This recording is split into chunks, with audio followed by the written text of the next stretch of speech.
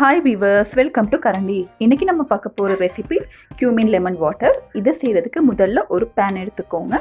பேனில் 2 table spoon சீரகம் போட்டு அதை நல்லா ட்ரை ரோஸ்ட் பண்ணுங்கள். ஒரு 5 நிமிஷத்துக்கு நல்லா ஸ்மெல் வர்ற வரைக்கும் 5 நிமிஷத்துக்கு இந்த மாதிரி ட்ரை ரோஸ்ட் பண்ணி எடுங்க.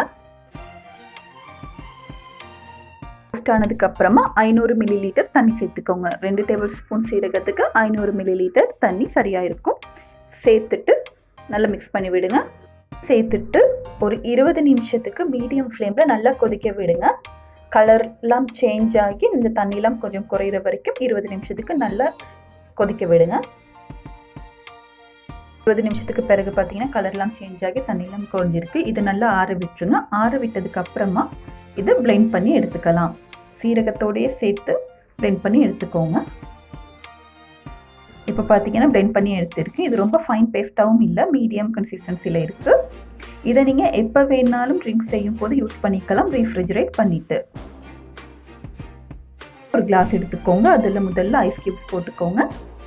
அதுக்கப்புறமா நம்ம செஞ்ச cumin வாட்டரை இதில் ஆட் பண்ணிக்கலாம்.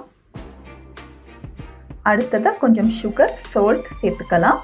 சுகர் விருப்பம் இல்லைன்னா நீங்கள் ஸ்கிப் பண்ணிடலாம், இல்லைன்னா ஹனி கூட சேர்த்துக்கலாம். அடுத்ததாக இந்த மாதிரி ஒரு பீஸ் லைம் எடுத்துக்கோங்க. லைம் ஜூஸும் ஆட் பண்ணிக்கலாம். அடுத்ததாக இதோட லைம் பீசஸும் கொஞ்சம் ஆட் பண்ணிவிட்டு தண்ணி சேர்த்துக்கலாம். கடைசியாக எல்லாத்தையும் சேர்ந்து நல்லா மிக்ஸ் பண்ணி விடுங்க. சுகர்லாம் நல்லா கரையிற வரைக்கும் மிக்ஸ் பண்ணி எடுத்துக்கோங்க. பார்த்தீங்கன்னா சிம்பிளாக நம்மளோட cumin லெமன் வாட்டர் ரெடி ஆகியாச்சு. தண்ணிக்கு பதிலாக சோடா சேர்த்திங்கன்னா இதை நீங்கள் ஒரு cumin மாக்டெயிலாகவும் செஞ்சு சர்வ் பண்ணலாம்.